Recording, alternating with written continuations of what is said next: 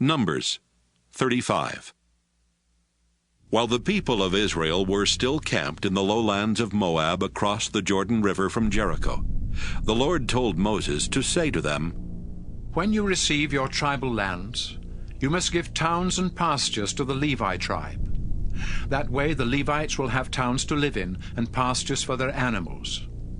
The pasture around each of these towns must be in the shape of a square, with the town itself in the center. The pasture is to measure 3,000 feet on each side, with 1,500 feet of land outside each of the town walls. This will be the Levites' pasture land. 6 of the towns you give them will be safe towns, where a person who has accidentally killed someone can run for protection. But you will also give the Levites 42 other towns, so they will have a total of 48 towns with their surrounding pastures.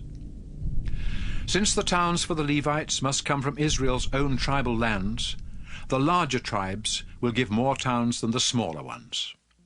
The Lord then told Moses to tell the people of Israel, "After you have crossed the Jordan River and are settled in Canaan, choose safe towns where a person who has accidentally killed someone can run for protection.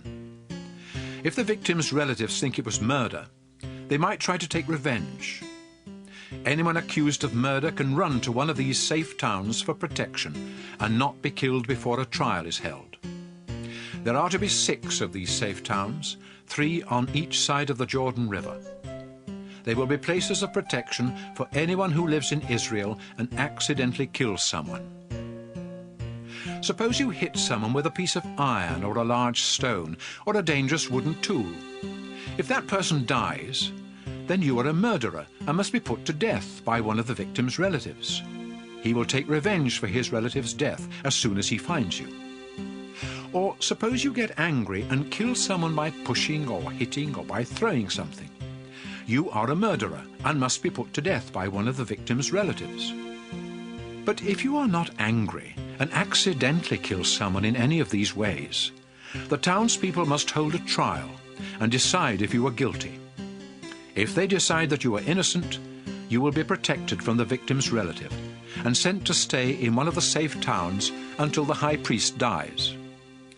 But if you ever leave the safe town and are killed by the victim's relative, he cannot be punished for killing you. You must stay inside the town until the high priest dies. Only then can you go back home. The community of Israel must always obey these laws. Death is the penalty for murder, but no one accused of murder can be put to death unless there are at least 2 witnesses to the crime. You cannot give someone money to escape the death penalty. You must pay with your own life. And if you have been proven innocent of murder and are living in a safe town, you cannot pay to go back home. You must stay there until the high priest dies. I, the Lord, live among you people of Israel, so your land must be kept pure. But when a murder takes place, blood pollutes the land and it becomes unclean. If that happens, the murderer must be put to death, so the land will be clean again. Keep murder out of Israel.